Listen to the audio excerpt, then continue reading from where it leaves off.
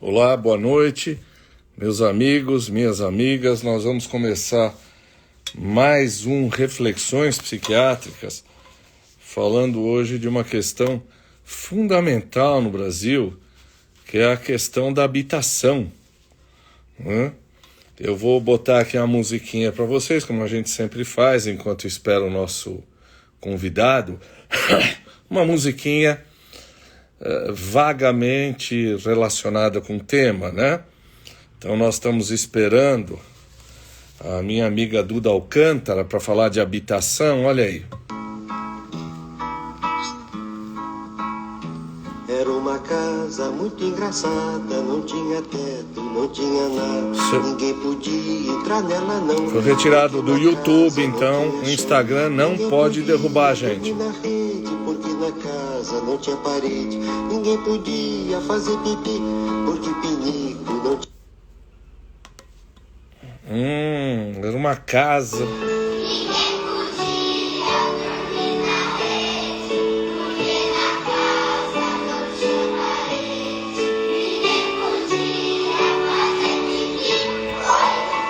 Pinico não tinha ali. Era feita com muito esmero na Rua dos Bobos, número 0. É isso? Será que é isso? O programa habitacional brasileiro? Aqui. Terminando aqui. Cadê a Duda? Mas era feita com muito esmero na Rua dos Bobos, número 0. Mas era feita com muito esmero na Rua dos Bobos, número 0. E aí? Será que o programa habitacional do Brasil é feito assim na Rua dos Bobos, número 0? Cadê a nossa convidada de hoje, a minha colega confluente e influente, a Duda Alcântara? Acho que Duda não entrou ainda, Duda? Acho que a Duda não entrou ainda. Eu estava tocando aqui a casa do Vinícius de Moraes, como entrada enquanto esperamos a Duda. Dona Adriana, como vai, Dona Adriana? Vamos ver aqui onde é que anda a Duda. Primeiro vamos tirar esse negócio aqui vamos desativar selo, porque isso aqui não é para ganhar dinheiro, isso aqui é uma atividade absolutamente diletante. Duda Alcântara, você já está... Pronto, já te convidei.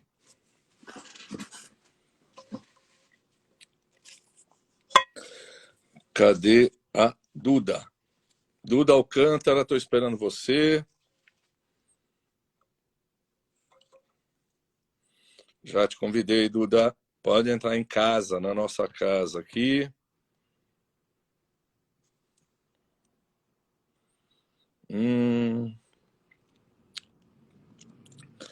Vamos falar hoje de habitação. Moradia digna para quê? Ciance, meu queridíssimo amigo, falta a gente se reunir para tomar um chardonnay. Aqui em casa ou na sua? Deixa de ser pão duro, vamos abrir um bom vinho. Achou? Olá! Tudo bem? Tudo e você, Taki? Você está me ouvindo bem? Tô te ouvindo bem. Você tá me ouvindo bem também? Perfeitamente. Maravilha. Eu acho que se as pessoas acharem que tem algum problema aqui na nossa comunicação, eles avisam a gente, né? Super. Bom, Duda, antes de mais nada, Duda Alcântara, super obrigado por você ter aceito o convite para a gente bater papo aqui. É um prazer. Tivemos uma data anterior que eu tive um problema pessoal. Você não me conhece a não ser pelo WhatsApp, e fico muito honrado de você ter aceitado vir aqui. Então, primeiro, muito obrigado. Eu tenho certeza que você vai falar de um assunto muito digno e muito importante no Brasil de hoje, né? Muito obrigada a você pelo convite, né? É um prazer, a gente aí é colega de Confluentes, já fazendo um pouco de propaganda do nosso grupo querido. Enfim, aí a gente se conectou quando eu tava... Acho que eu fui comentar alguma coisa específica da Vivenda, né? Do Instituto Vivenda, que é hoje onde eu atuo com a pauta de habitação. que é um assunto aí que permeia a minha vida desde antes da minha escolha de faculdade, que eu sou arquiteta de formação. E sempre trabalhei bastante no setor privado, com construção, incorporação, assim, grandes escritórios pequenos, mas... Calma, menina. Calma, menina. O Humberto Eco diz que o grande problema dos jovens é que eles têm pressa. Então, calma. É muito conteúdo. Falar de moradia, assim, é uma coisa sem fim. Claro. Então, Duda, eu sei que você tem uma grande participação política, não só partidária, mas política social. Você é arquiteta, você é diretora do Instituto Vivendas. Daqui a pouco a gente vai ouvir o que é isso. Mas conta um pouquinho a tua trajetória. Como é que a Duda chega a essa questão da moradia digna? De onde você parte para discutir isso? Qual é a tua formação acadêmica?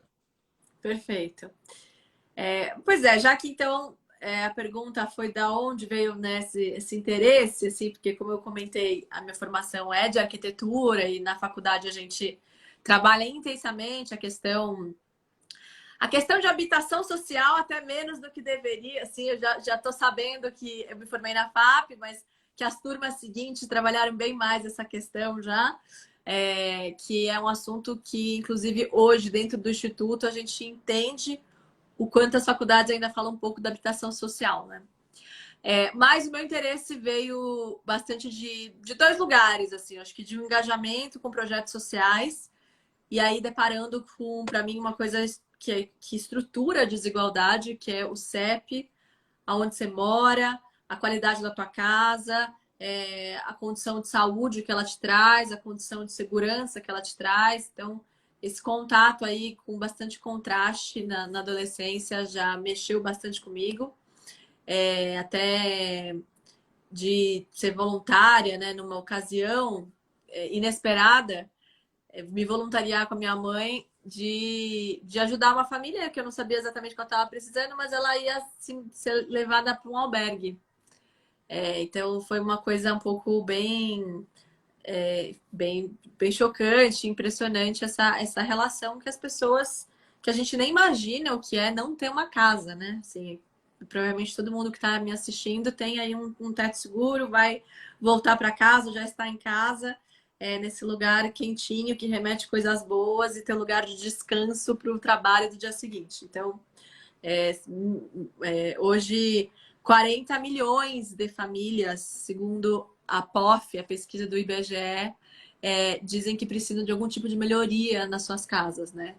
Em sua maioria, a gente está falando de melhorias que querem dizer ausência de um piso, ausência de uma cobertura, chuva dentro da casa, mofo, falta de banheiro, sabe, insalubridade total. Um pouco esse cenário do Quali, mas voltando um pouco para a minha história, né? O outro lado, eu comentei que tinham duas questões. Uma foi esse apelo social e a outra foi que a minha família trabalha com construção. Então, assim, eu falei, pô, mas peraí, então tem uma forma de fazer e tem gente precisando, como é que é essa conta? Então, eu fui um período por esse lado também, trabalhei aí com construção e incorporação ao lado do meu pai, dos meus irmãos, mas em breve, em pouco tempo, eu entendi que eu queria uma coisa ainda que fosse mais social, mais conectada com a habitação de interesse social, né, com a dignidade das pessoas. E aí que eu fui enveredando para a política, porque tinha uma máxima, assim, meu pai, meus irmãos falavam, não, questão social, quem tem que cuidar é o governo. Aí eu brinco que foi por isso que eu enveredei para o governo. E claro, acho que hoje eu tenho um entendimento muito claro de que é universal, todo mundo tem que se preocupar com a questão, seja no governo, seja no privado, seja as iniciativas. E hoje, então, eu trabalho numa empresa que é um negócio social e abriu recentemente um instituto também para fortalecer essa pauta mais social, mais conectada com quem não consegue ter acesso a uma moradia digna. E foi isso. Bom, eu me sinto absolutamente livre atirador nessa live que a gente tem, porque eu sou médico, sou psiquiatra, não entendo absolutamente nada disso, então eu posso ser naif o quanto quiser com você. Mas a impressão de quem está do lado de fora é que o arquiteto é o cara que quer fazer um novo Guggenheim, ele quer fazer um vão livre maravilhoso, ele quer fazer uma ponte na China. Não é charmoso ficar construindo habitação popular. Isso é um preconceito meu, que não é só meu, ou não? É um pouco uma pecha que cai sobre os arquitetos. Sabe que eu não sei quando começou a ficar forte a palavra propósito, assim, né? Então, para mim foi, sei lá, minha viradinha de chave foi 2012, 2013, assim, eu senti que nessa época teve um grande boom de organizações, né? Quem trabalha hoje com propósito, e essa coisa do negócio social ficou mais forte também, mais ou menos nesse período. E daí, de lá para cá, a narrativa de você trabalhar com arquitetura social ficou muito forte. E aí é interessante você dizer, porque de fato, assim, as formações, né? Eu me formei em 2014, mas cá entre nós, entrei na faculdade em 2008. Então eu peguei uma parte para mim, pré esse despertar, né? E pré também acho que esse foi, de novo, um movimento mais de coletivos, assim, um movimento que esquentou um pouco depois de 2008. E aí, na entrada, tinha esse entendimento de fazer grandes coisas, assim, fazer um Guggenheim ou fazer um MASP, assim, né? A gente queria fazer coisas que fossem, que só explorassem a nossa criatividade. E aí, hoje, na Vivenda, entendeu-se que um dos maiores gargalos da gente trabalhar com habitação de interesse social é a formação de mão de obra para isso. E aí, quando eu falo mão de obra, tem a mão de obra do pedreiro que vai, de fato, executar, mas tem também a mão de obra técnica, que é de um engenheiro, do arquiteto, que vai fazer esse projeto, que vai entender com essa família o que é preciso, o que faz sentido, o que cabe, o que a estrutura aguenta, o que você consegue pagar nesse momento, o que é primeira fase, o que é segunda. Então, é bem específico isso. E aí, a Vivenda criou uma escola para isso, né? Criou o Vivenda Play, formou algumas turmas para atuar dessa forma. Hoje são 80 negócios, 78 negócios formados no Brasil inteiro. E eu participei de algumas reuniões dessa de formação. Era uma formação online, mas assíncrona, ao vivo, né? E as pessoas falavam com muita emoção o quanto tinham encontrado o lugar, tinham encontrado o propósito, tinham se entendido como seres que podem utilizar aquele conhecimento de arquitetura para o bem do mundo, para algo maior do que elas mesmas. Então, o discurso de propósito foi muito mais rico do que o discurso que eu vi até 2008 das pessoas que queriam construir Guggenheims e MASPs. Então, não sei se foi parte de uma virada, mas certamente foi parte de mostrar um caminho que fez com que uma série de arquitetos, e a gente tem mais de 250 na fila para serem formados, que querem trabalhar com propósito, que entendem que arquiteto, engenheiro, enfim, essa assistência técnica deveria estar tão disponível quanto o médico da família. Deveria estar tão disponível para as pessoas poderem utilizar esse serviço, trabalhar com regularização fundiária, essas melhorias, construções, e que, na verdade, tá aqui, você talvez saiba mais até do que você imagina de habitação, porque tem muito a ver com habitação, é aquilo que te acolhe, né? Então mexe diretamente com a parte neural, com o teu cérebro, com a tua parte psicológica. Chegar num ambiente que cheira a mofo, que vai te trazer doenças respiratórias, que não tem luz natural, que não tem reboco, que é gelado, assim, esse ambiente que a gente coloca hoje, assim, mais da metade da população brasileira vive em assentamentos e vive nesse tipo de condição, é um crime. É uma coisa que a gente precisa... Isso afeta todas as outras suas áreas da vida, né? Uma coisa que vai afetar o psicológico, é uma coisa que a gente precisa trabalhar em cima, e a Vivenda entendeu que hoje tem um gargalo aí de formação de pessoas para atuarem com isso.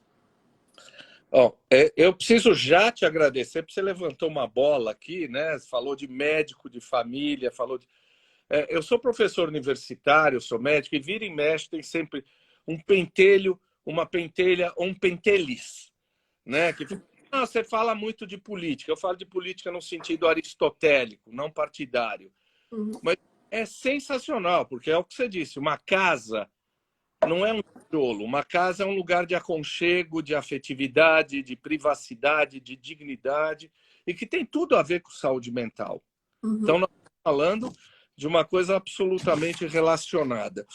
Eu fui dar uma olhada e eu fiquei espantado que no Brasil, não sei se são esses os dados que você tem, o déficit habitacional, e aí você explica para nós o que é déficit habitacional, é de mais de 5 milhões de domicílios. 34 milhões de moradias não têm acesso a saneamento básico. 10 milhões de pessoas não têm acesso à água.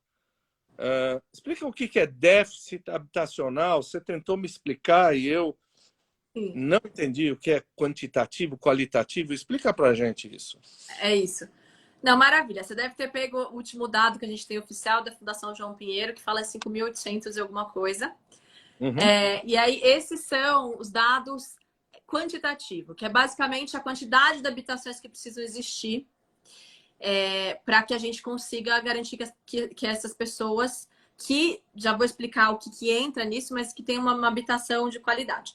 O que entra no quantitativo, né? Hoje, mais da metade do quantitativo está ligado ao ônus excessivos do aluguel, que é mais você receber até 5 salários mínimos e gastar mais de 30% com aluguel. Não fecha a conta.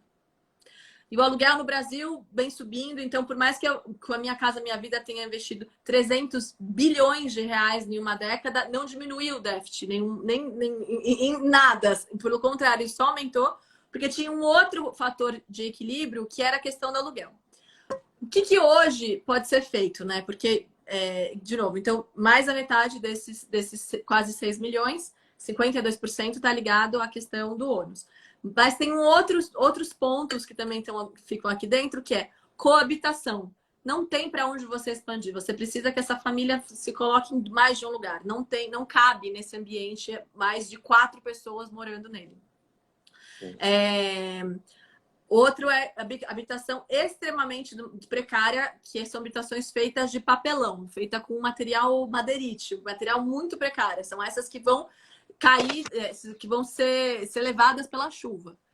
São habitações que você precisa dar algum outro tipo de solução. Não adianta você insistir dentro dessa tipo de moradia. E tem a população em situação de rua, que do Brasil hoje, se não me engano, o último dado falava em quase 80 mil pessoas, assim. O maior hoje é na capital, em São Paulo, mas é algo menos de 100 mil. Não sei se você chegou a pegar exatamente esse dado. Mas, enfim, também são dados assim, você precisa fazer com que essas pessoas tenham um tipo de moradia. Não existe outra conta se não aumentar o número de quantidade de moradia. E aí, quantidade, entende-se, né, de primeiro que é construção. Pelo contrário, é fazer com que prédios que estão abandonados, imóveis que estão subutilizados, passem por um processo de requalificação e sejam utilizados como moradia. Esse é um ponto. E o segundo ponto, para a questão do ônus excessivo do aluguel, é a gente fortalecer muito, muito a questão de locação social. Que é a gente ter um parque de imóveis, parque público, parque privado, parque de organização de sociedade civil, que faça com que exista mais oferta para reequilibrar o preço de uma maneira mais natural, para além das políticas públicas, sim, necessárias também para garantir que a população de baixa renda consiga pagar um aluguel. Mas o aumento do parque de locação social é fundamental para ter esse controle e diminuir pela metade o déficit habitacional qualitativo. Hoje, foi protocolado recentemente um PL da deputada Tabata Amaral que investe nacionalmente na questão da locação social. Também está acontecendo em São Paulo 2 iniciativas que vieram do privado, mas vieram de fundações, e uma outra veio também de uma formação de um negócio, veio de um negócio social que fez uma organização da sociedade civil, fez uma associação sem fins lucrativos, né, uma ONG. A ONG chama Soma, que está fazendo um imóvel de locação social na Bela Vista, e a fundação é a TID Setúbal, que está fazendo também um imóvel de locação social na Zona Leste de São Paulo. Então, são iniciativas que estão pipocando, além do FICA, que é do professor da USP e do ex-presidente também do Instituto Polis, Renato Cimbalista, que também olha para... Hoje, ele, na verdade, ele tem 2 imóveis, ele trabalha muito mais no awareness, né? Hoje são só 2 unidades que foram doadas para fazer esse controle de locação social, entendeu? O que significa uma família sair de um lugar onde ela tem que percorrer um caminho de 2 horas de ida, 2 horas de volta e morar no centro da cidade? Quais benefícios isso traz? Qual que é a mensuração desse impacto, né? Então é isso, um pouco a locação social, é isso que está acontecendo. A Caixa hoje está financiando o primeiro projeto de desenho da primeira PPP, que vai ser criada de locação social em Recife. Então esse é um pouco o cenário aí para onde a gente está caminhando quando a gente fala de déficit quantitativo e a necessidade de a gente ter mais quantidade disponível. E o outro, que é hoje pela Fundação João Pinheiro, são 25 milhões, que são habitações, de novo, que não tem piso, que não tem... A questão de mofo é uma questão que está entrando num outro estudo até, mas da Fundação João Pinheiros, ela analisa a ausência de banheiro, a ausência de acesso, a ausência de caixa d'água, a ausência de água no total, a ausência de piso, a ausência de cobertura, acho que banheiro na unidade, não sei se já falei esse item, mas são questões que você consegue, teoricamente, resolver melhorando a qualidade daquela habitação. E aí eu trago a POF, porque hoje, né, dentro de um cenário de classe C, D e E, que responderam que necessitam de uma reforma em suas casas, uma reforma emergencial em suas casas, é 40 milhões. Então, a gente está falando de 70% 80% da população, 77% da população de baixa renda diz que precisa de algum tipo de uma reforma. E aí são essas reformas super emergenciais. Normalmente, quando eu fui recentemente até dar uma palestra, falar sobre essa questão na Zona Leste, assim, com um grupo bem diverso, mas eu perguntei se tem alguém aqui, pedi para levantar a mão se tinha alguém num grupo de 150 pessoas, se tinha alguém que conhecia, morava numa habitação com essas características, ou se conhecia alguém que morasse numa habitação com essas características, para levantar a mão, e todo mundo absolutamente levantou a mão. Assim, é impossível hoje você não conhecer alguém que more numa condição muito precária. Se você não conhece, é porque você conversa pouco, eventualmente, com as pessoas que estão ao seu redor e que trabalham para você. Mas aí, olhando para essa questão do qualitativo, que é isso, que são milhões e milhões e milhões, a gente tem, basicamente, a solução de melhorias habitacionais, que é o que a Vivenda faz hoje no privado, e o Instituto veio para fomentar isso no público, e uma outra iniciativa no poder público. Então, teve uma em Salvador, esse ano, no final do ano passado, começou uma no estado de São Paulo. É uma coisa que está escrito na Casa Verde e Amarela, que é o programa que veio para substituir a Minha Casa Minha Vida, mas ainda não conseguiu ainda ser aplicada pelos municípios. Então, tem algum cheiro disso sendo desenvolvido pelo poder público. E no privado, basicamente, hoje é a Vivenda que fomenta o mercado, formando outros executores que também fazem a mesma coisa, mas hoje fazem parceria com a Vivenda porque ela conseguiu criar um modelo de crédito para parcelar em 30 meses, 30 vezes, né? 30 meses, a reforma da casa da pessoa. Então, uma reforma, eventualmente, que faz muita diferença, se o antes e depois é uma coisa gritante, mas são reformas de 7, 8, 10, 12 mil reais, que parcelada em 30 meses consegue caber 200, 300, 400 reais, uma parcela que faça sentido para essa família aí de 3, 4, 5 salários mínimos. Então, hoje são esses 2 cenários. Se você ataca, então, para mim, a locação social, e se você ataca investimento em melhoria habitacional, que é uma política muito barata, comparado com o retorno, assim, é muito mais barato do que a construção de uma nova unidade, tem muito mais impacto, porque a maioria das vezes as pessoas, na verdade, não querem sair de onde elas moram, elas querem ter a condição, inclusive, de melhorar, e isso casado ainda com a regularização fundiária, você causa uma certa riqueza imediata, assim, porque aquele imóvel da família que não vale nada, porque ela não tem a posse, não está num terreno legalizado e hoje está muito precária, com um investimento de 30, 40, 50 mil reais, você consegue transformar completamente aquilo e aquilo vira, de fato, uma coisa que pode ser até comercializada, vendida, enfim. isso também entra no mercado de uma outra forma, que é um caminho de... Já ouvi muitos estudos e pessoas no poder público discutindo isso. É um caminho aí que certamente vai ser aberto nos próximos anos. Então, olhando para essas duas coisas, de quali e de quanti, e principalmente essas duas propostas internamente, a gente diminui drasticamente o déficit habitacional. Eu sou um aluno aplicado, né? Aí, para entrevistar você, eu fui ler, entrei na Fundação João Pinheiro, e aí eles dividem em 5 subcomponentes. Acho que isso daqui que eu vou ler aqui é o qualitativo que você fala. Que são domicílios rústicos, que são feitos de alvenaria. Não são feitos de alvenaria, são feitos de outra coisa. Domicílio improvisado, que é um cômodo, não identifica espaço nenhum.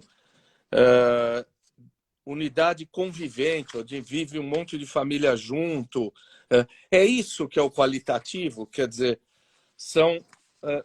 existe a unidade, mas não existe a vida, não existe a intimidade, não existe a possibilidade de transformar aquilo num lar. É isso que a gente chama de qualitativo? Se não me engano, a Fundação João Pinheiro chama de habitações inadequadas.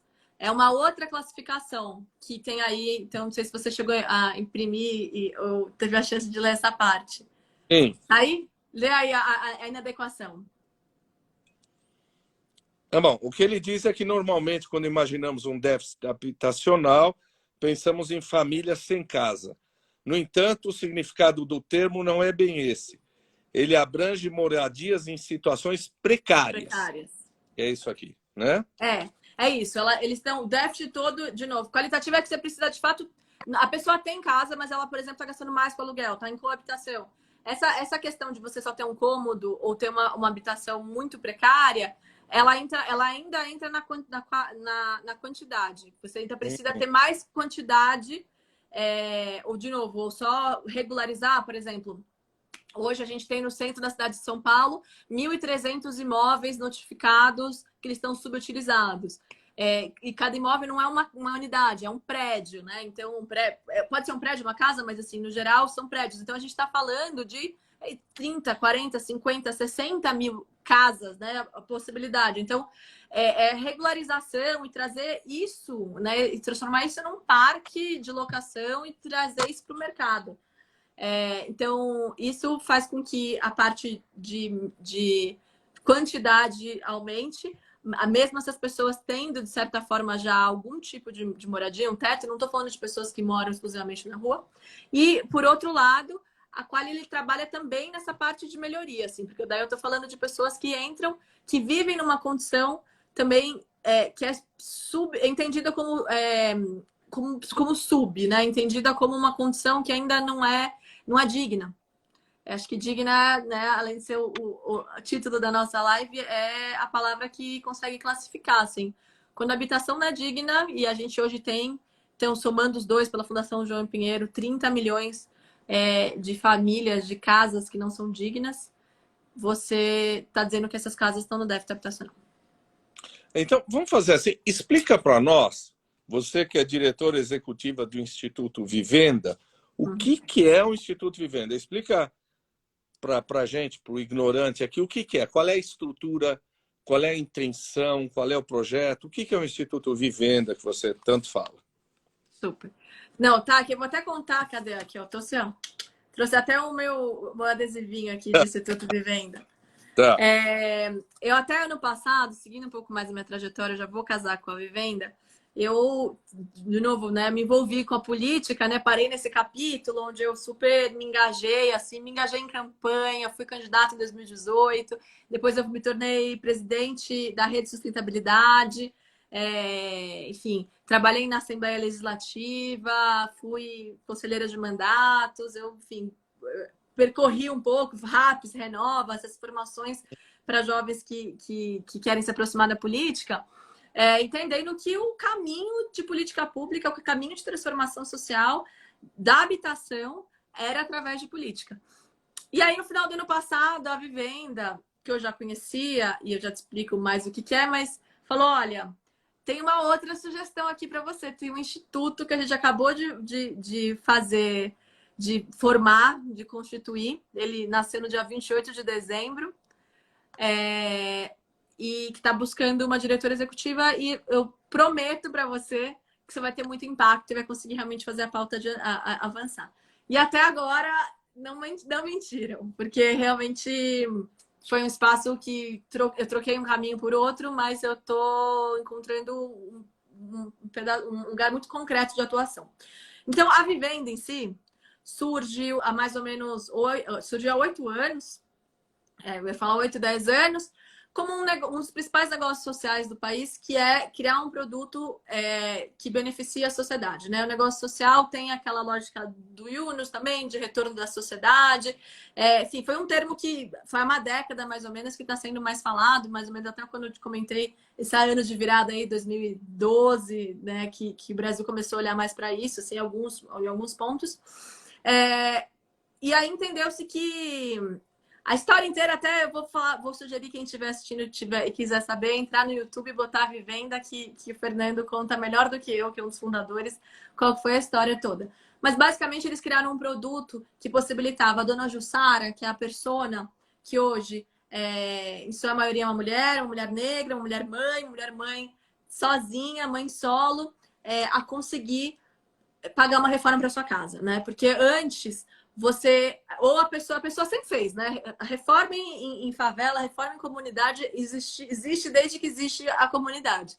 Mas é assim, um amigo que vai fazer um bico ali, não tem projeto, não tem gerenciamento de obra, sou eu que preciso entender o que está acontecendo, a compra de material acontece parcelada, daí chove, o material se perde, o material vence, assim, acontece uma série de problemas. Mas a Vivenda surge trazendo uma solução que é um kit, assim. Você vai fechar com a gente vai entender na sua casa qual que é a sua demanda, qual que é o seu crédito, vai te fazer um empréstimo, vai te fazer um projeto, vai fazer a tua obra, vai comprar o material, vai resolver a tua vida e vai te entregar tudo pronto em 10 dias.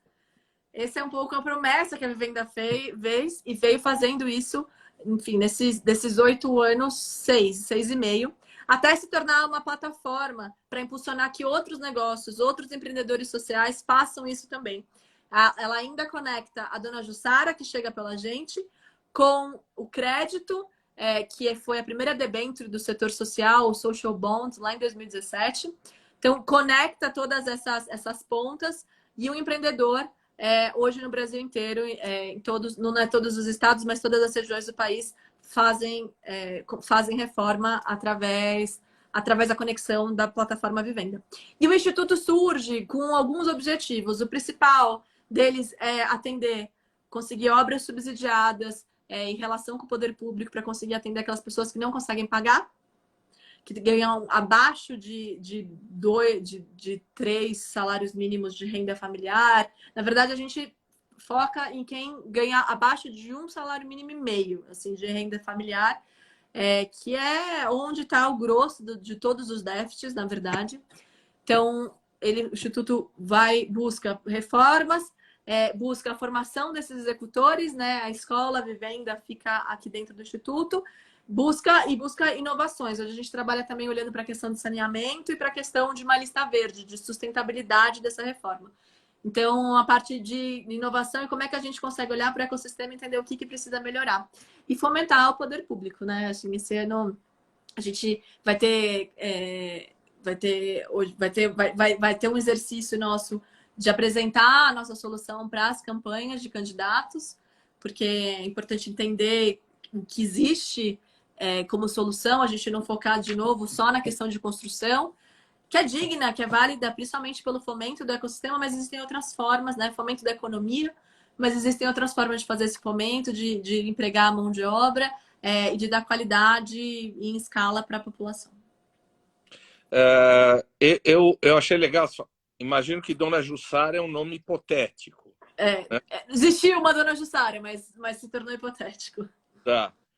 No Brasil, menos de 50% das famílias hoje são heteronormativas. E o que a gente sabe é que tem 11 milhões de famílias que só tem monoparental. Né? É legal você falar, Dona Jussara, porque eu estava lendo um artigo que o déficit habitacional brasileiro é particularmente feminino. Né? tem 11 milhões de mães solos, 61% de mulheres negras. E esse déficit habitacional atinge muito mais as mulheres do que os homens. É isso mesmo? Por que mais essa espada de Damócles na cabeça das mulheres? Pois é, né? Das mulheres negras mães. Hoje eu te trouxe, né, o cenário da Dona Jussara, mais até olhando para o déficit, mais do que olhando para o déficit, olhando para as pessoas que procuram a gente, quem são as clientes majoritárias. Porque o que a gente já entendeu é que parte da mulher esse interesse essa visão de melhorar a casa, né? E aí, seja porque o filho, ela não aguenta mais levar o filho no hospital por questões respiratórias, ou seja por querer mais dignidade, mais beleza. Assim. Até uma coisa que durante os anos a Vivenda percebeu é que é importante falar de saúde, essas pessoas entendem um pouco a necessidade de uma casa melhor para a questão respiratória, entre outras, mas o que pega é a beleza, o que pega é a dignidade, o que pega é ter uma casa de novela, o que pega é morar com qualidade, né? O que pega é a beleza. E Deixa o eu que pega só é fazer uma perguntinha no meio disso. Isso também tem a ver com mulheres fugindo de relacionamentos violentos? Tá, que na verdade, assim, é mais do que eu sei de violência doméstica, é quase que mais ao contrário. As mulheres se submetem a relacionamentos abusivos porque não existe lugares para onde elas possam fugir. Agora, porque o maior déficit hoje é de mulheres, voltando na tua pergunta inicial, porque, de novo, né, eu respondi só trazendo o dado que a gente sabe, que é por que elas procuram mais a gente, mas não necessariamente era um outro estudo, que teria muito que ser feito, assim. Mulheres negras é porque ela é a base, sem dúvida, da sociedade, né? É a parte mais baixa da nossa pirâmide. Agora, por que tem essa marcação tão forte de mulheres que, enfim, onde é que estão os homens, né? Enfim, que fizeram esses filhos, onde é que eles estão morando, quais são as condições que eles encontraram. Acho que tem uma questão de desemprego que afeta mais as mulheres negras mães, e aí faz com que elas morem em condições mais precárias. Enfim, acho que a questão da habitação é um dominó, tanto para olhar da violência, né, tanto quanto olhar de trabalho, do emprego, de melhoria de vida, de outras condições. Mas eu também gostaria de entender mais por que pega tanto as mulheres, por que o déficit é tão forte entre mulheres. Tá. Mas você não vê mulheres buscando uma outra casa pela dificuldade de convivência com o companheiro ou por violência com o companheiro e aí a busca de uma outra casa? Pois é. O que isso acontece, assim, eu já fui voluntária de um abrigo aqui em São Paulo, até chamado Maria Maria. O que acontece, as mulheres vão para abrigos, né? Não vão, em primeiro lugar, para casas, porque elas não têm condição nenhuma. Assim, a maioria das mulheres que passam por algum tipo de violência, elas dependem economicamente, e a principal dependência, para além da emocional, do marido. Então, não existe uma possibilidade ainda, porque até o próprio PL, que foi protocolado, prioriza mulheres vítimas de violência, mas a gente precisa fomentar, de novo, essa parte de locação também para mulheres vítimas de violência. Porque o abrigo é uma coisa que tem algumas características. Que a gente está falando de um grande albergue onde dormem 20 mulheres juntas. E a outra que tem um período, né? Você não é aquele lugar não é sua casa, né? Você tá sendo acolhida ali por um tempo, mas tem um fomento muito grande para que você saia dali e continue e siga por outros lados. Então tem uma passada da mulher muito forte para esses centros. E, enfim, depois acho que vale um estudo do tracking, né? Hoje a Mafone Odara é uma pessoa que é uma especialista maravilhosa nesse tema da violência, mas qual que é o caminho, qual que é a jornada da mulher vítima de violência até que ela consiga ter uma moradia digna? Porque, enfim, hoje, de novo, o dado que eu sei dessa história é que as pessoas submetem a esse tipo de violência justamente por não ter condição de ter uma outra casa. Tá. Eu estava lendo que o programa Minha Casa Minha Vida, que você até citou, foi lançado em 2009, ele entregou em 2010 1 milhão de habitações, né, na fase 1 do programa. E, atualmente, o tal do Casa Verde e Amarela, esse nosso personagem abjeto, nefasto e nauseabundo que governa o país, ele cortou 98% dos recursos que seriam destinados ao fundo de arrendamento residencial. Quer dizer, um dos grandes problemas é a falta de investimento, é não entender que é um direito constitucional a qualquer família ter a sua casa. Além de ser um direito constitucional, tem uma questão de que se você não tiver, como é que você exige de uma pessoa que ela tenha, que ela queira melhorar de vida, que ela tenha, enfim, que ela suba na vida, seja através de meritocracia ou todas essas palavras, o que a sociedade cobra, não, porque você não se esforçou o suficiente, se a condição de vida dessa pessoa é de uma precariedade, onde ela dorme, onde ela come, onde ela passa a maior parte do tempo, onde ela cria os filhos, é de um desespero, é de uma falta de dignidade. E quanto a gente não entender que isso é a base para a saúde, segurança, educação, desenvolvimento econômico e qualquer outra pauta, né? Casa é a base, assim, casa ela faz parte da questão de segurança, assim, ela é a parte de baixo ali da pirâmide de Maslow. Você precisa, a ONU coloca, né, enfim, especialmente nos fóruns de urbanismo, no World Urban Forum, que a pessoa precisa, o ser humano precisa de água, o ser humano precisa de comida e ele precisa de abrigo. Assim, essa é a sequência. E aí você fala sobre educação, você fala sobre desenvolvimento, você fala sobre outras coisas. Mas, enfim, acho que enquanto eu não tiver a noção de quanto isso é básico e quanto isso interfere na conta do SUS e na conta da falta de emprego e na conta da falta de uma série de coisas, para depois de você conseguir comer, você precisa conseguir morar, e a gente continuar cortando recursos disso, assim, um pouco desesperador, assim, é completamente andar na contramão. Mas, ao mesmo tempo, também tem muitas críticas ao programa Minha Casa Minha Vida, de que ele surgiu de um contexto de desenvolvimento econômico, então ele surge, inclusive, do Ministério de Questões econômicas, não surge do Ministério das Cidades, que era da ocasião, mas ele é validado como um todo, mas ele veio para fomentar a própria construção civil, né? Que é a construção civil, a máquina da construção civil, que é responsável hoje por 30% do desenvolvimento econômico do país. Porque entende-se que tem desde ali do cimento que você vai desenvolver até a mão de obra direta, que é um lugar onde que emprega aí uma grande parcela da população.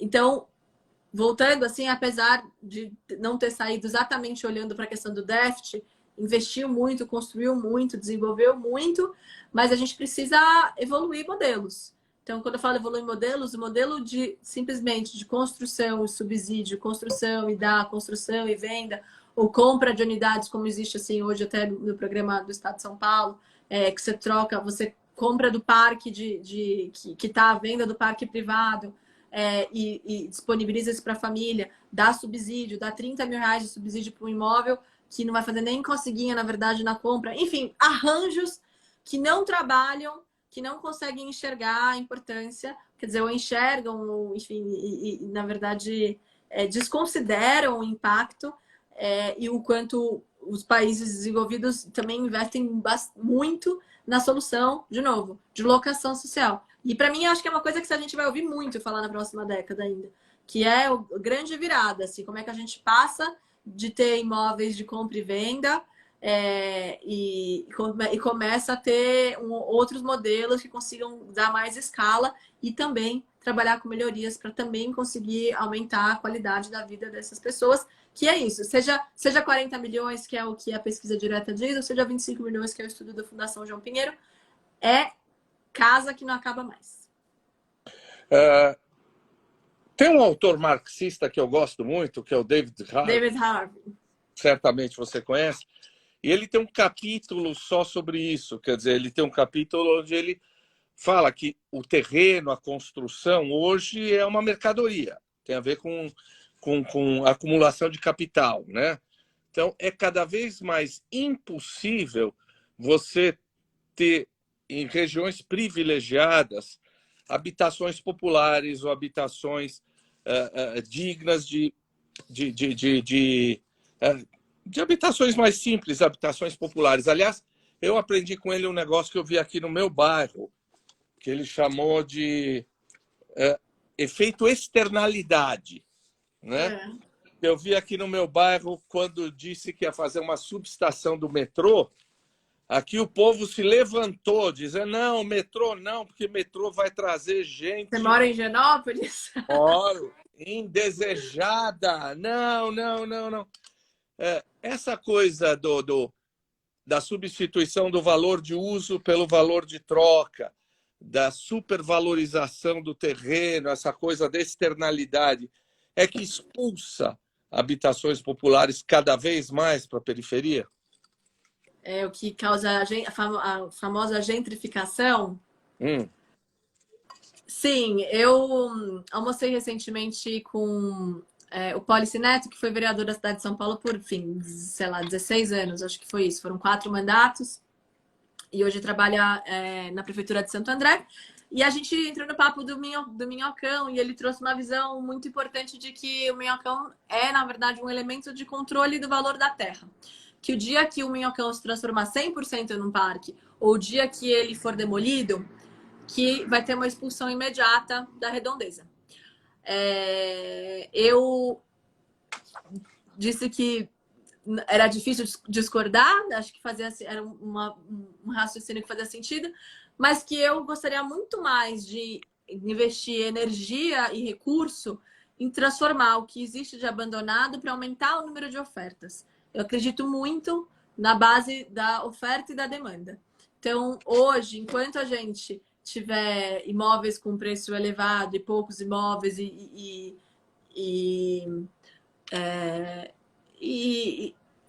o centro, assim, apesar de ele ter sido muito incentivado, a Operação Urbana Centro foi a única operação urbana da cidade de São Paulo que não precisava de CEPAC, que não precisava de nenhum valor extra para você construir a mais.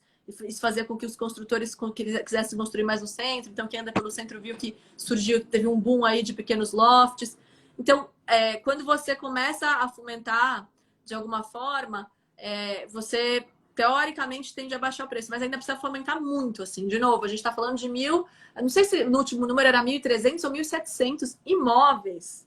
E é isso, tipo, não tá falando a porcentagem do que é prédio, mas que 10% disso seja prédio, que deve ser mais, assim, mas imagina se a gente consegue transformar tudo isso em locação, tudo isso e disponibilizar para a população. Inevitavelmente, a população vai se voltar e se aproximar. Eu lembro que a primeira vez que eu fui visitar o Residencial Espanha, que é o maior conjunto habitacional de São Paulo, talvez seja do Brasil até, mas não, acho que do Brasil ainda é o Pedregulho, mas em São Paulo foram 4.000 unidades construídas, ou seja, perto da represa existe hoje um conjunto de prédios que concentra aproximadamente 15.000 pessoas. 70% dos municípios do Brasil não tem 15.000 pessoas e foi criado um conjunto que possui 15.000 pessoas. Enfim, 15, 20 mil pessoas. 15, 20 mil pessoas.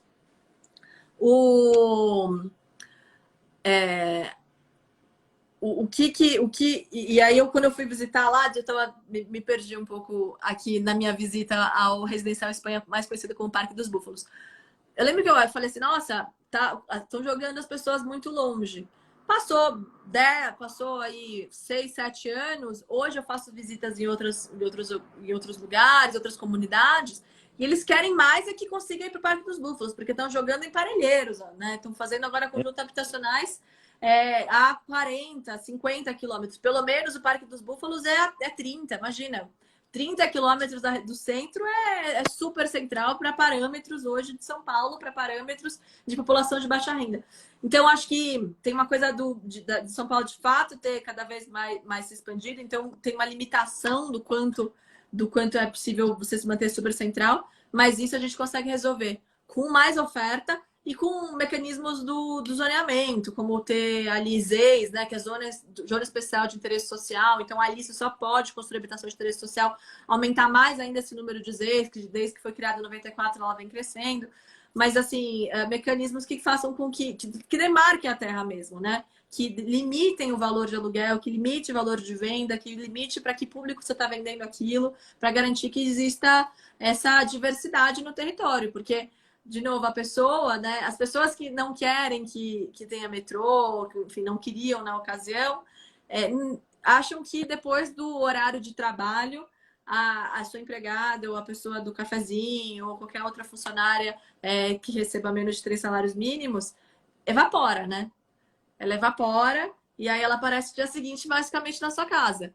A dificuldade que ela pega o caminho que ela faz, a dificuldade, o desgaste, a questão de filho, de marido, qualquer que seja que ela passa, não é problema seu, né? Não é dane-se, entendeu? Então, um metrô que vai para outro lugar. Not in my backyard, que é a frase aí americana para distinguir. Não, acho ótimo diversidade, mas aqui não, né? Então, vamos botar no outro lugar. Então tem alguns mecanismos, mas eu acredito em elementos, né? Então, de novo, Parque Minhoca é um exemplo deles, mas acredito muito em mais demanda, em mais oferta, em mais oferta, em mais oferta para a gente conseguir fazer o controle junto com mecanismos oficiais de controle mesmo. Eu não sei se eu vou te colocar em saia justa, mas o seu brilhantismo vai saber sair disso tranquilamente. O movimento dos trabalhadores sem teto foi criado em 1997 e a praxis deles, a ação direta, é através da ocupação de bens imóveis que não atendem função social. Eu me lembro da história do Pinheirinho, que foi dramática e tal. Mas a cidade de São Paulo tem um monte de imóveis públicos vazios. Eu me lembro de alguns imóveis ali perto do mercado municipal. Tem um monte de imóveis fechados, esperando uma especulação imobiliária. Esses imóveis públicos, para começar, vazios, não deveriam atender o mercado de locação, não deveriam ser colocados para morada dessas pessoas? Zero saia justa. Ótimo. Tenho opiniões muito claras sobre isso. Assim, na verdade, eu sou até, de alguma forma, enfim, voluntária do MSTC, que é um movimento que trabalha o centro da cidade. Carmen Silva aí já... Vou até fazer propaganda maravilhosa, pré-candidata a deputada estadual. Ela é hoje a principal gestora, né, de locação social, vamos dizer assim, mas é a principal gestora de imóveis. E digo gestora porque ela é essa pessoa que organizou em outro tempo invasões. Tem até um filme que é o Hotel Cambridge, que fala sobre a história do Cambridge, que hoje passou a ser, através da Minha Casa Minha Vida Entidades, um imóvel regularizado e reformado. Mas passa a história, como é que funciona a inteligência desses movimentos. Que, na verdade, primeiro, eles não é qualquer prédio que... eles não vão ocupar a sua casa, eles vão ocupar imóveis públicos que estão subutilizados. E aí, até para entendimento geral da nação, independente de como você pensa, né? O que eu costumo levar o raciocínio pensa que no centro da cidade, em algum momento existiu um investimento. Um investimento de saneamento, um investimento de asfalto, um investimento de água, um investimento de luz, um investimento de transporte público, um investimento de comércio, investimento de serviço, investimento de beleza, investimento de lazer, investimento de parque. Todos os investimentos que, de alguma forma, indiretamente, saiu do seu, do meu, dos nossos pais, assim, de algum imposto que foi pago para a prefeitura, que teve esse investimento. E agora entende que lá existem 1.700 imóveis que estão completamente subutilizados, completamente abandonados, completamente sem vida nenhuma. Para mim, esse é o maior crime de todos. O verdadeiro crime é você ter um imóvel com essa qualidade de lazer, de comércio, de serviço, de tudo, de estrutura desenvolvida já há décadas, completamente abandonado. E aí, E aí, assim, a frase, não, mas as pessoas não deveriam invadir. Tem razão, nem elas, eu aposto que nem elas gostam da insegurança que é você ter que invadir. Mas enquanto a habitação não for um direito, invadir se torna uma solução, né? Enquanto a habitação não for um direito e crimes como imóveis completamente abandonados, subutilizados, com IPTUs atrasados, enfim, que deveriam já ter sido transformados em outro tipo de moradia de qualidade, enquanto tem gente em condições extremamente precárias do outro lado da cidade, ainda pegando o transporte público, assim, lotando, utilizando do subsídio do transporte público. Enfim, tem uma conta toda errada, não só de tempo, mas de onde está sendo investido o recurso. Assim, se é em construir mais linhas e mais transporte público, que é necessário, já que a gente já está tão longe, mas da necessidade de, na verdade, trazer as pessoas para o centro. Na verdade, ocupar, assim, a gente ocupa pouco ainda. O poder público que tem que criar formas de fazer com que o privado e movimentos ocupem e façam a autogestão, porque, no fundo, ele também não dá conta, né? E eu escrevi um artigo na Folha, junto com a Tabata, falando que o quanto, na verdade, o desastre foi coberto por um tapume, e falando que faz 4 anos, né? Foi em maio que a gente escreveu, faz 4 anos que o Paissandu pegou fogo. Aquele imóvel que também era imóvel comercial, que tinha sido ocupado. E é isso, e aí questionaram, aquele movimento especificamente era um movimento criminoso por várias questões, tem muitos tipos de movimento, e aquele movimento realmente extorquia das famílias, tinha uma gestão completamente equivocada, que foi julgada e questionada por outros movimentos também. Mas, para além disso, o prédio caiu, as pessoas, teve gente que morreu, as pessoas foram jogadas em diferentes lugares. Prometeu-se um prédio de locação social naquele território que não tinha sido nem no último plano diretor colocado como zona social, apesar de ser um prédio abandonado ocupado, deveria ter sido já colocado que aquela área só pode construir social. Mas enfim, o prédio pegou fogo, caiu, matou gente e tá lá faz 4 anos ao escombro. Não aconteceu nada. Então, assim, você vai me justificar, a gente não construiu lá porque a gente investiu dinheiro nesse outro prédio para fazer retrofit. Não. A gente está investindo dinheiro hoje em alguns tipos de vouchers que acaba beneficiando mais o setor privado. Enfim, e acho que é uma conta, um papo gigante, mas para mim é muito simples, né? O verdadeiro crime está em deixar esses imóveis abandonados. Bom, eu não posso te aplaudir de pé, porque senão eu vou sair do foco da câmera, mas é isso mesmo.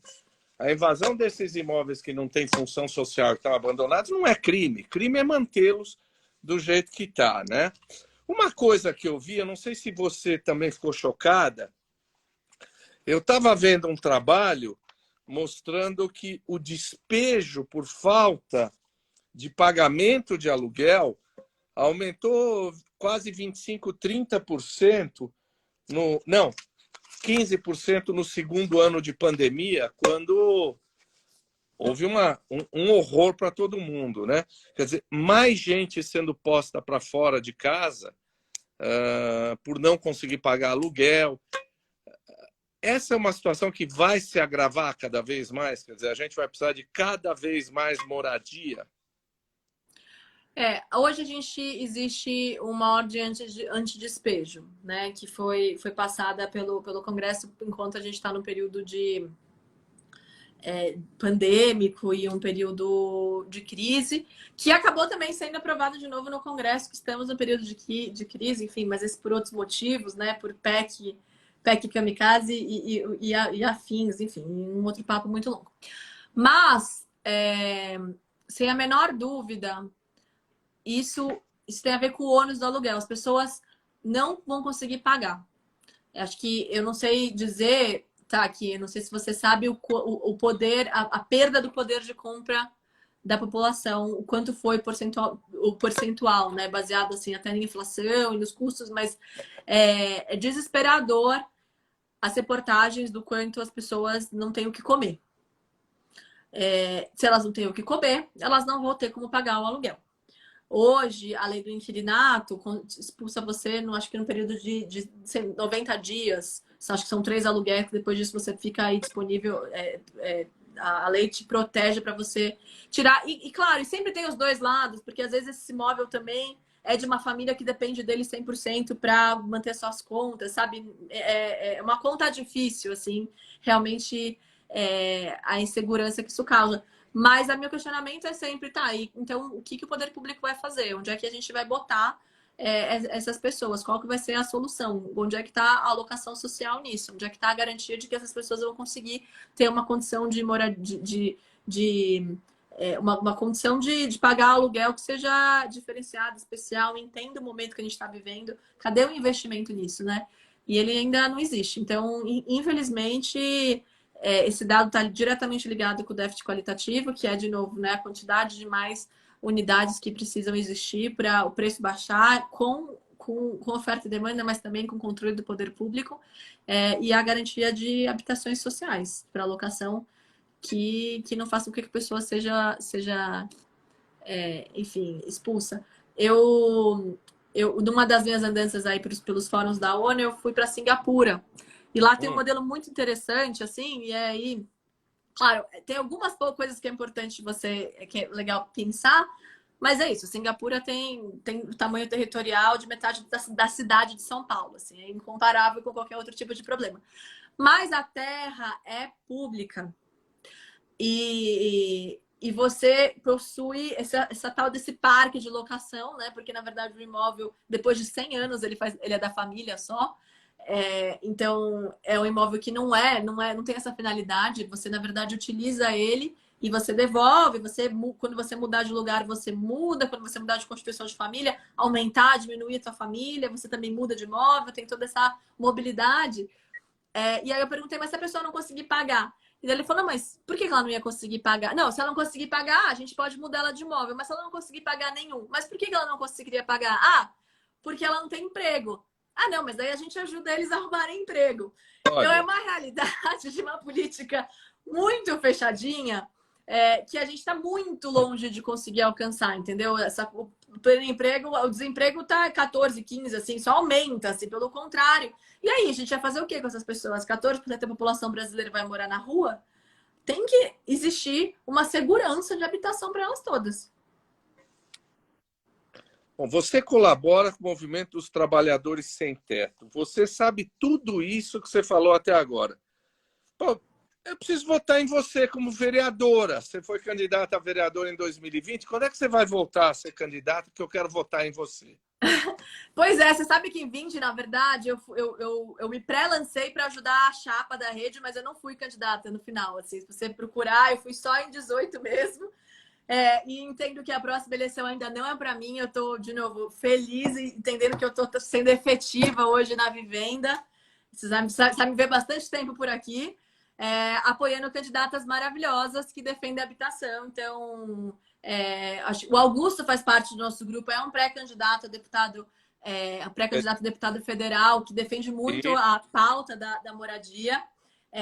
E aí, assim, o movimento que eu sou próximo é o MSTC. Mas eu acho que, enfim, o MST também é um movimento que é super digno. A Carmen Silva, que eu já comentei, e outros, assim, a própria Tabata, que está entrando bastante aí na pauta de habitação também. Guilherme Boulos é candidato. O que não falta é isso, bons candidatos que defendem a pauta da habitação para a gente votar nessas eleições. Mas eu queria só conseguir passar, então, a importância dessa pauta e quanto isso é uma coisa que pode destravar, de novo, um dominó. Que se a gente não conseguir consertar essa peça, a gente vai estar construindo, né? Agora é um papo de arquiteta. Se a gente não resolver essa fundação, a gente vai estar construindo casas e outras coisas e outras propostas enfim, e outros projetos em cima de um solo muito pouco fértil, movediço, e que vai gerar mais trabalho a curto, longo e médio prazo. Então, a gente tem que olhar para esse alicerce, que é a fundação, você ter uma casa. Você ter comida, segurança alimentar, você ter uma casa e você ter um emprego. Então, é isso que são as pautas aí do Brasil e elas estão super conectadas também. Duda, eu fico muito envaidecido e muito orgulhoso de ser seu colega no Confluentes e de poder entrevistar você, porque você se mostrou uma pessoa de um humanismo extremo e você se mostrou uma pessoa de um conhecimento super profundo. Eu, como sou um entrevistador naif, né, eu devo ter deixado de perguntar alguma coisa muito relevante que você gostaria, ao final da nossa entrevista, de falar. O que eu não perguntei que você acha legal dizer? Olha, tá todo mundo dizendo que amou a Duda. Então, o que eu perguntei que você acha legal dizer? Olha, tem isso que eu acho relevante falar. Não, achei que você foi um ótimo entrevistador. Eu também falei pelos cotovelos. Eu acho que a gente valorizar essa pauta, entender a importância. Tem um outro aqui, uma outra marca, né? Então eu vou falar dela, que é uma iniciativa do Instituto, que é Causa em Casa, que defende que a casa é o lugar de todas as causas. Que é na casa que a gente vai conseguir rever questões de violência doméstica, na casa que a gente vai desenvolver a primeira infância dos nossos filhos, é na casa que a gente vai trabalhar alimentação, vai trabalhar lixo, reciclagem, horta, educação, estudo, da casa que a gente sai para trabalhar, da casa que sai o transporte, enfim. Então, a importância da gente entender o quanto a casa é o lugar de todas as causas e valorizar isso, seja nas eleições, seja em política pública e seja nos debates aí pelo bar. Sensacional. Olha, super obrigado mesmo. Olha, todos estão falando o quanto você foi clara, o quanto você excelente, te amaram. Não precisava dizer, né? Todos te amamos aqui com essa... Né? Super obrigado. Eu vou deixar você, que você tem família agora, eu já te aluguei demais. Tá? Imagina, é um prazer. Um super beijo. Beijo a todos. Beijo gigante, a gente se vê no Confluentes. Obrigada, pessoal. Beijos.